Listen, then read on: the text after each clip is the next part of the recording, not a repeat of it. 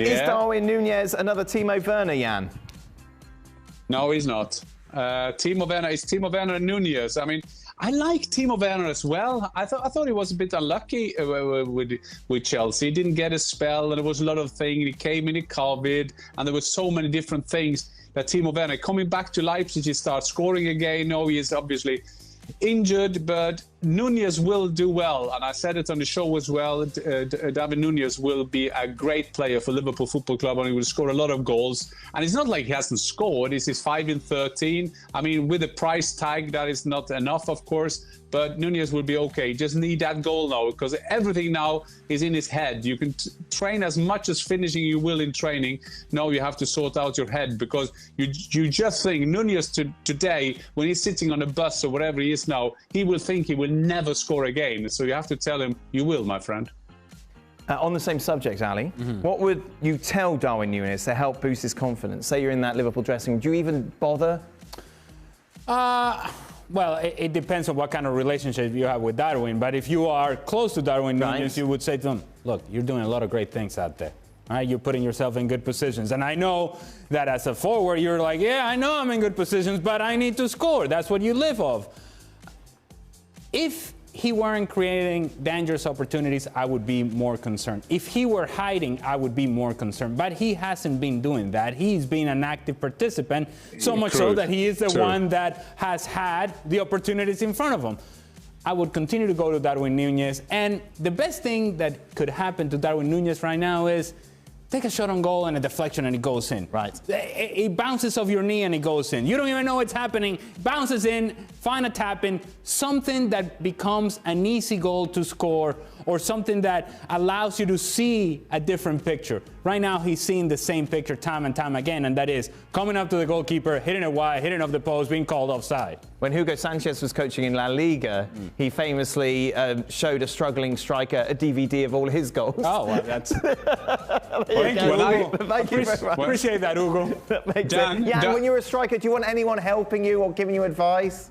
Yeah, well, it was Hugo Sanchez. Same, a bit older, Hans Krankel, Ian, you will know him, one of the best striker of his generation, played for Barcelona, but played in Vienna, of course. So I went down to Rapid Vienna. I was there. I was not supposed to do a trial, but they still wanted me to train. I was 22, come from Norway, and Hans Krankel was my coach. So we made a training, and he did some crosses, and I had a good volley shot, and I hit someone, and then he said, "Now we turn around." And I said, "Do you want me to cross you?" And he was the coach, young coach though, and I crossed him, and he scored, and he was celebrating and all the stuff. Now when I'm meeting, he's 70 now in February, the 14th of February. He says that never happened, but believe me, that happened. That was a real, proper goal-getter.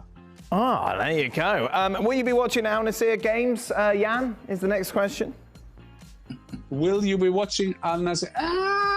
Yeah, I'll probably have an eye and see how Cristiano Ronaldo will be doing there. I think this is just a start as well. I think Garcia and the owners will bring in a couple of other stars. I think that is a part of the deal with Cristiano Ronaldo. So yeah, I will probably see the highlights. I won't sit and watch the live games, but I will see. Of course, I will see the goals. You kind of changed your tune quite quickly there, Jan, from having an eye on the game. I thought he was watching it, breaking it down, and then no, it's just highlights, guys. I'll see a 20-second video on Twitter. That'll be it.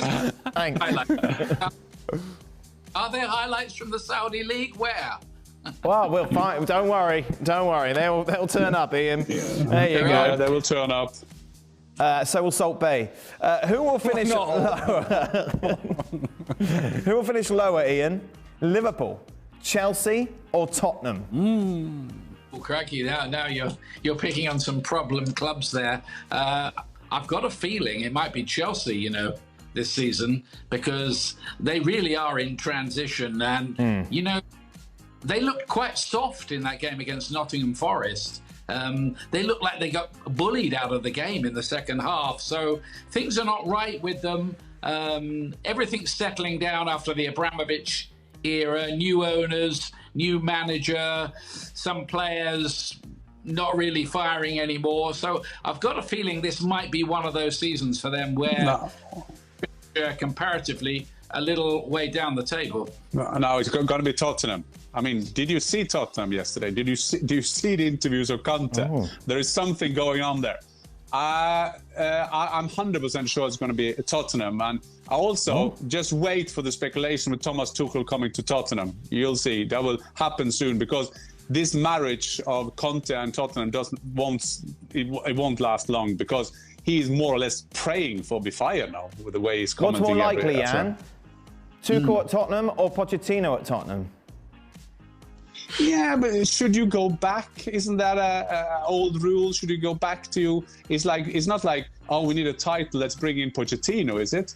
Thomas Tuchel will maybe what they need, but the sad thing, if I may say, for Tottenham is that when Conte, with his way of playing, is not winning football games, it's so way away from what Tottenham is history has shown us. They should play good football, so maybe that speaks for Pochettino. So I think that's very open. Oh, Ancelotti went back, didn't he? Yeah. But Ancelotti had one before. Well, Pochettino. Oh no, wait, he didn't. Yeah, but please don't compare Real Madrid with Tottenham. I mean, we are talking titles from here to heaven. I mean, Tottenham hasn't won anything for years, so we can't compare them. We are a long way removed from the running the full field sprints. Remember those? Oh, yes, remember that? Oh. Those are the ones that were really going to showcase the character in the middle of the season. Wow, we filled the show with some rubbish during preseason. Yeah, we did. All these predictions fools of us before long, of course, they always do. That's all right. At least we didn't put any money on it. Well, someone did. Right. Question for Jan. If the Gunners go on to win the Premier League, could we see that Odegaard might turn out to be the most valuable Norwegian player in the Premier League ahead of Haaland? Well, first of all, I'm very, very, very proud of Martin Odegaard. In my house now, I remember he was here with his father in this house when he was 16. I was then the team manager of Norway when we decided, and we talked or decided, he ended up deciding to go to Real Madrid. Arsenal was on that list that time as well, and he's been doing fantastic. I think that Haaland will be ahead of him, but if the captain of Arsenal, he'll be very close. But you just get that feeling that whatever happened, Haaland will end up scoring 40, 45 goals. So I think that's going to be hard. But you can imagine for a small country like Norway now, have one or two in the Premier League this week in both scoring. It's fantastic. And Martin Odegaard, he looks like a man. He needs some beard. I need a beard, of course, but he looks like a man now. He looks like a fantastic player, maybe the best midfielder in the Premier League at the moment. If you could only have dinner with one, who would it be? Odegaard or Haaland? Wow. No, I won't answer that, Dan. I will have them both. I will have them both over for There's dinner. No room. No, it's only one seat. That's it. They can't sit on each other's lap. I can't. My answer is I can't cook, so I had to take them out. Yeah. I think it's Odegaard. Huh? I think it's Odegaard. You think so? I think so. Well, because he can always go back to Haaland. No. Oh, that's Haaland. Oh, there we go. No, you didn't fall for it, Jan. Both polite young men, as all Norwegians. Yeah. Everyone is going to talk about how bad Liverpool was, but shouldn't Ian more big credit go to Brentford? Against top six, they only lost to Arsenal. Why can't they challenge for a top four spot?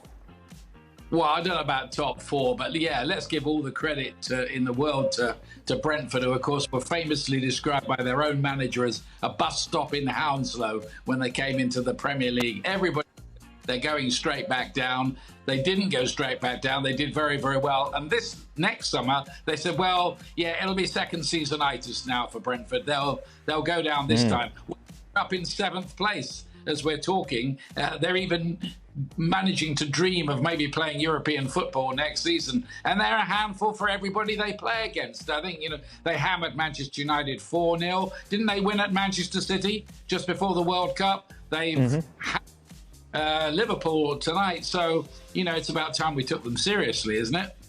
Do you like commentating there, Ian? Yeah, great stadium, particularly under the lights. They really built that.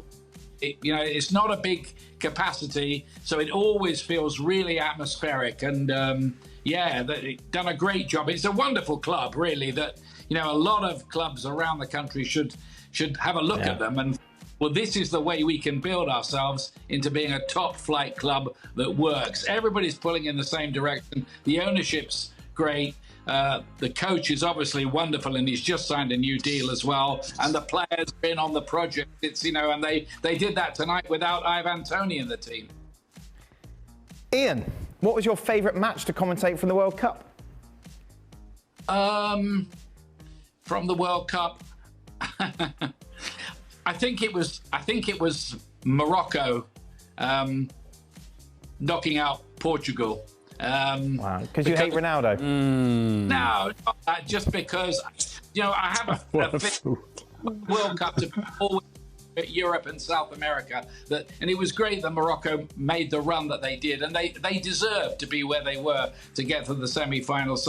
So when they did that, and they did it cleverly as well, that was a great atmosphere. I did the game where Brazil went out as well against Asia. So I mean, the World Cup's fantastic. You cannot top the World Cup because the amount of drama and theatre is unending every time. The excitement of the World Cup to Atletico Madrid. For all, is it time for Simeone to leave Atleti? Is it him or the squad, or have they just been unlucky this year? And where did the lack of trust in João Felix come from? How can Atleti get back to title contention in La Liga? Well, it feels like there are about 7 questions in there. All I would say is, let me break it down with Diego Simeone. Diego Simeone isn't like just any other manager around the world. Him and Atletico Madrid are intertwined. Yep. The personality of the club as a whole is Diego Simeone. And the sense of belief that is them against the world comes from Diego Simeone. Now, you take him out of the equation, it is a big void that he's leaving behind, because it's not only the manager making decisions or the manager who's carrying out training sessions, it's also the personality of who Diego Simeone has become within the club. So it's not easy to move away from Diego Simeone. It's also not easy to ask Diego Simeone to change. And that's the part that hasn't happened. The evolution of a manager who needs to see a different picture, who needs to find different ways to play the game, and that, one would argue, actually has the resources available in terms of players out on the field to do something different, but he doesn't trust it. Here's when I come on João Felix. He doesn't play João Felix consistently because he doesn't trust the player. He doesn't believe that the player will do the things that he has asked him to do year after year. And so therefore, that relationship now is tenuous at best. It really depends on whether João Felix is scoring goals. If he's scoring goals, he plays. The moment that he stops scoring a goal here and there, he's on the bench. It really is that clear with Diego Simeone and João Felix. As for the title race, they're not contenders this season. Nope. They're 11 points behind of 2 teams, Real Madrid and Barcelona, and they would need a collapse from both of them. I don't think both of them are collapsing, and so therefore the best that Atletico Madrid can hope for this season is 3rd place. Yeah, and you must have interacted with him quite a bit with your Champions League post-match ways. How do you get on with him? Do you have any sort of relationship with him? Simeone? Yeah. No, I think Simeone, as I don't speak Spanish, I've never had him, but I've seen him of course, in the mix. And he's the nicest man outside the pitch. And he's I think he's authentic. I think what he's doing on the pitch, on the sideline, it's not like a Hollywood kind of acting thing. That's how it feels. And as Alice says, so identifying with the theme. I think his main problem is that he doesn't develop. I mean, it's great to have a fantastic plan A, but if that doesn't work, what happened to B? Did you have a thought of that? So I think I'm not with Al. I think that Diego Simeone now should try to go away from that club. Maybe Atletico Madrid then can develop because they have more players, they have a culture there, it can get another voice in, and maybe Diego Simeone, that is one of the last 10 years successful coaches, maybe he has to show it that he can do it somewhere else. Who's worse to watch, Atletico Madrid or Portsmouth, Ian? Well, that's the contest at the moment. Portsmouth have just sacked their man, like Danny Cowley. I mean, they're playing appallingly, frankly, at the moment. So I'm afraid to say it is Portsmouth.